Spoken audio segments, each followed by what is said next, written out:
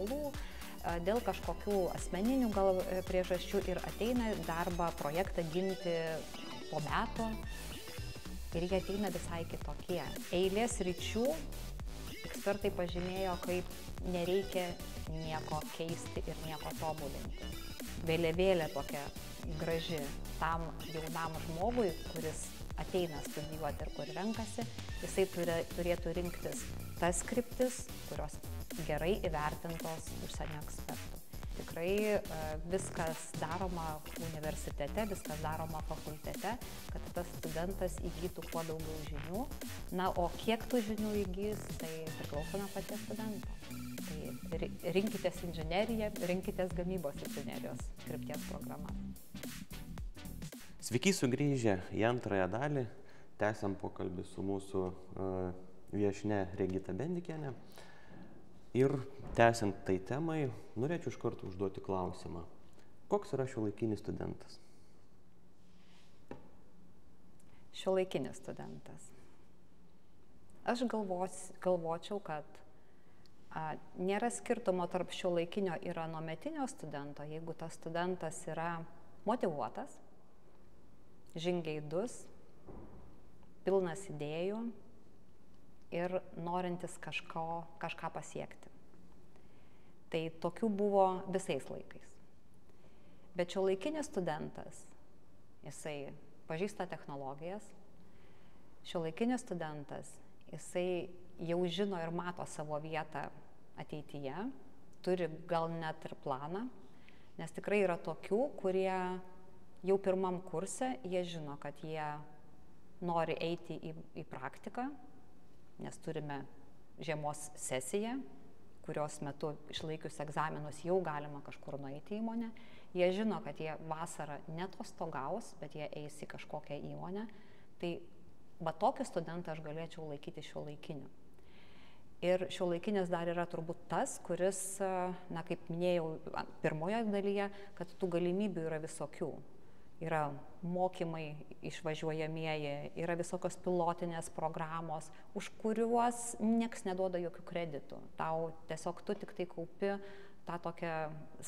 į tą savo žinojimo ir mokėjimo krepšelį, tu ten tuos akmenukus meti. Ir kuris neklausia, o kas man už tai. Tai jisai pagalvoja ir jisai pasiema viską, ką universitetas gali duoti. Tai va toks šiuolaikinis studentas. Ar studentai pasižymi savikontrolę ir discipliną šiais laikais? Turbūt vėlgi turėčiau pasakyti ir taip, ir ne. Tai tikrai dabar ar studentai laikosi disciplinos, tai priklauso nuo mūsų, nuo dėstytojų, nes, kaip žinia, mūsų procesas tikrai labai reglamentuotas. Yra tarpiniai atsiskaitimai, yra galutiniai atsiskaitimai, yra atsiskaitimų tvarkos. Tai, na, jeigu pats labai žiūri tų atsiskaitimų, tokios tvarkos ir režimo, tai tie studentai, kurie studijuoja tavo modulį, taip pat ir laikysis. Ir aišku, ta savybė yra ugdoma. Tai jeigu atėję iš gimnazijų, jie, sakykime, kad tokio įpročio neturėjo, o gal ir turėjo, tai tiesiog tau svarbu jų nesugadinti. Ir jeigu yra tam tikros atsiskaitimo tvarkos, tam tikros atsiskaitimo datos ir manau, kad tie, kurie siekia tikrai gerų rezultatų, kuriems įdomu, tai jie pasidaro savo tas rutinas. Beje, netgi įvado į specialybę modulyje pačioje pradžioje studentai jau to mokomi, kaip savo laiką planuoti, kaip nedidėti viską paskutiniai nakčiai, paskutiniai dienai. O aš savo ruoštu, kuruodama modulius, tyriamasis projektas ir baigiamieji projektai, na tai irgi jau patys žinote, kad yra taisyklė, kad įkelti iki 7 valandos ryto. Tai vėlgi visada juokauju ir sakau, kad studentam skiriu dar paskutinę naktį tiems projektams ir tiems darbams pabaigti, kurie gal neturi tos disciplinos savo, gal trupučiuką jiems trūksta tos savikontrolės ir to tiesiog taip susidėlioja paskui tas visas grafikas. Beje, universitete tai yra įvairiausių tų mokymų, kaip planuoti laiką, kaip save pozicionuoti kažkur, tai vėlgi studentai turi plačias galimybės tą padaryti, pasimokyti, jeigu to trūksta disciplinos. Koks laikas labiausiai nustebino įkėlimo kokį yra tekę pastebėti? Dabar jau manęs nestebina tas laikas. Iš tiesų tai kaip būdavo skiriama, kad iki 23:59. Tai tikrai trūkdavo laiko studentams. Sakydavo, kad aš jau keliu ir nėra laiko. Paskui tas laikas kaip iki 7 valandos ryto, tai būdavo, kad 2 valandą kelia 3. Tai tikrai suprantu, kad jiems va trūko tų poros valandų. Dabar yra įkelimų ir 6:50. Tai tiesiog jau dabar manęs niekas nestebina. Tik tai mane stebina kad jeigu yra va ta nustatyta tiesiog paskutinė data arba paskutinė valanda, kada gali pristatyti darbą, tai kažkodėl yra studentų, jie ir stengiasi pataikyti į tą laiką. Tai būtent įkelti prieš 7. Tai tikrai tas veikia ir visą naktį studentai dirba. Na, galbūt ne visą naktį dirba, kažkaip atrodo, kad galbūt yra ir toks požiūris, vieni studentai galbūt sako, nueisiu miegoti anksčiau, atsikelsiu tada anksčiau ir užbaigsiu tą, ko nepabaigiau, tai gal dėl to tas toks įkelimas prieš 7. Galbūt. Esate bakalauro, magistro, gamybos inžinerijos krypties studijų programų vadovė, todėl su studentais bendraujate nuo pat 1 iki 4 kurso. Kaip keičiasi studentai per šį laiką? Ar yra kažkokių pastebėtinų aspektų?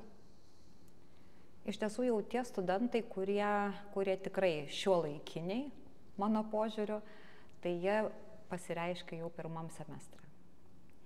Yra studentų, kurie 1 mėnesį arba po 3 savaičių studijų ateina ir klausia, kur čia man tie projektai, kuriuos galiu prisijungti, kur čia man tos papildomos veiklos, kurias galiu vykdyti, nes įvadinės savaitės metu studentai supažindinami su labai daug įvairiausių veiklų universitete. Ir tikrai smagu, kad tokių vis atsiranda daugiau, bet aišku, mes 1 kurso studento po 3 savaičių studijų ar netgi po pusę semestro studijų, tiesiog dar neturime tokių jėgų įtraukti jį kažkur.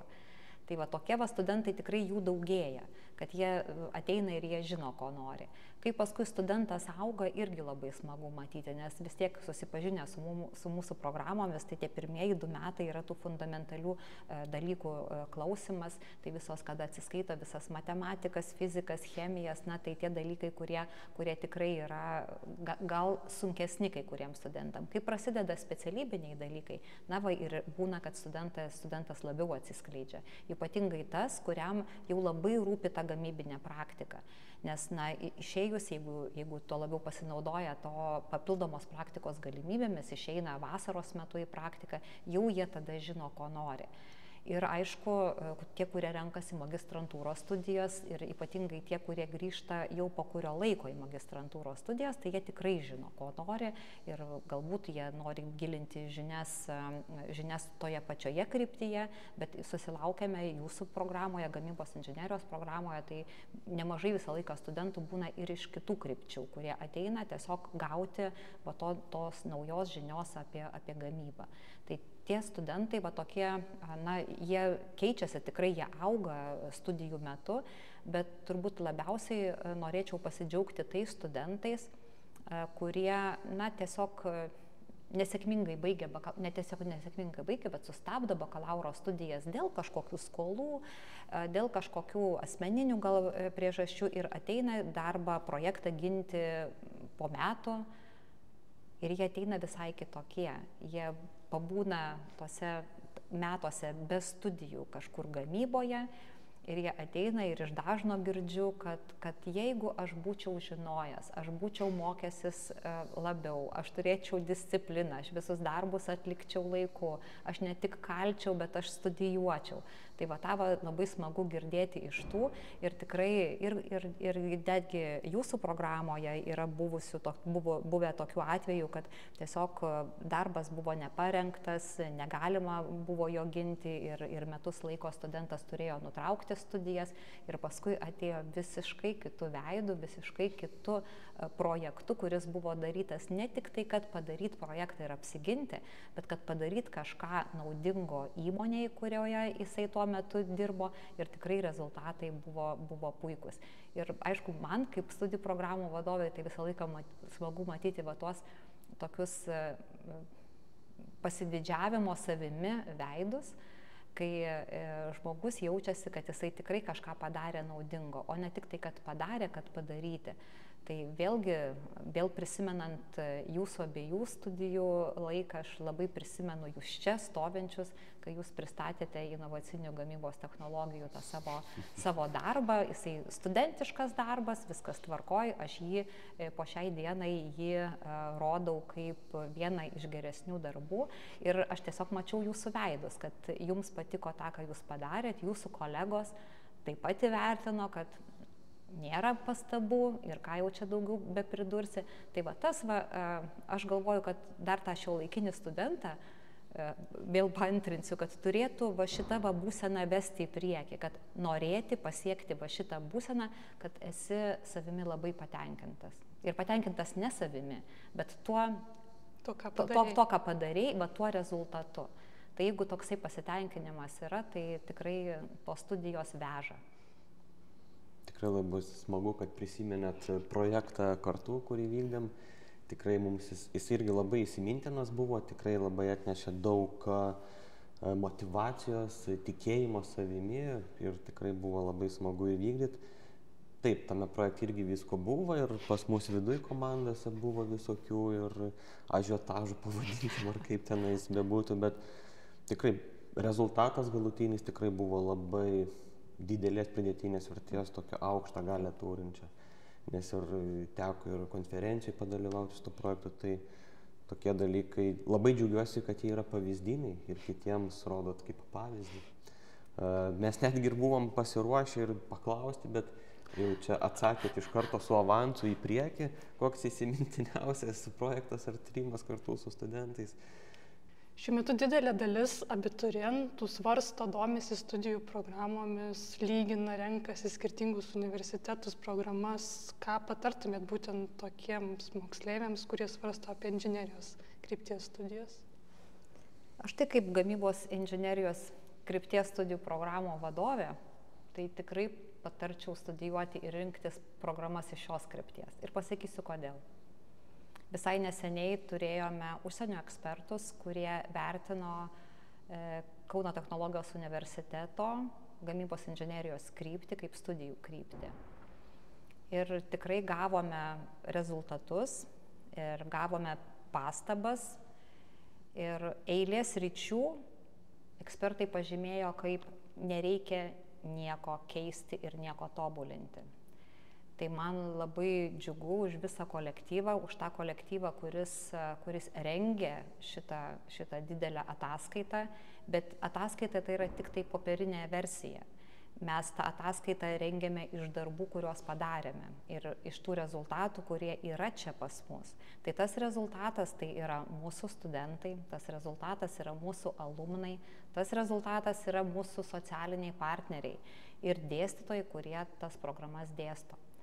Tai ženklas arba vėliavėlė tokia graži tam jaunam žmogui, kuris ateina studijuoti ir kur renkasi, jisai turėtų rinktis tas kryptis, kurios gerai įvertintos užsienio ekspertų. Ir vasario 7 dieną vyko studijų kokybės vertinimo centro posėdis ir tas pastabas ir vertinimą ekspertų patvirtino. Tai dabar laukiam oficialių tokių jau rezultatų ir oficialaus patvirtinimo, bet aišku, jisai tikrai yra teigiamas. Tai kad visa kryptis ir visos studijų programos, mes fakultete turim 6 studijų programas šitoje kryptyje, 3 bakalauro, 3 magistro, tai tas lygis atitinka, ekspertų nuomonė atitinka kryptį. Ir aišku, kaip sako, tobulumui ribų nėra, nesvarbu, kad parašyta, kad srities nereikia tobulinti, tačiau mes vis tiek po įvertinimo visą laiką atsižvelgiame į pastabas ir bandome tas pastabas išspręsti. Tai tam ateinančiam studentui jisai jau gaus jau patobulintą, tą gerai įvertintą programą. Tai tikrai viskas daroma universitete, viskas daroma fakultete, kad tas studentas įgytų kuo daugiau žinių. Na, o kiek tų žinių įgys, tai priklauso nuo paties studento.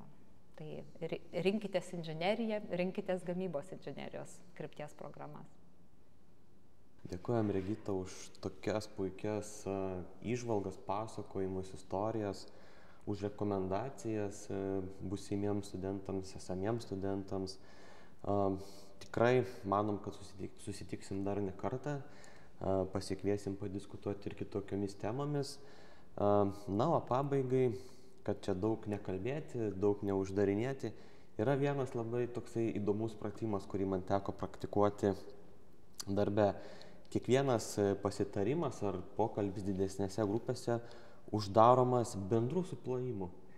Tai sulig 3 aš sakysiu 1, 2, 3 ir sulig 3 mes visi 3 suplojam. Gerai? Gerai. 1, 2, 3.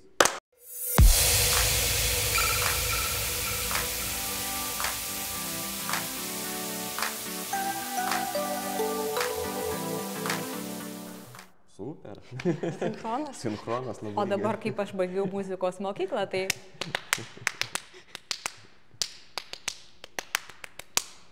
Suplokit.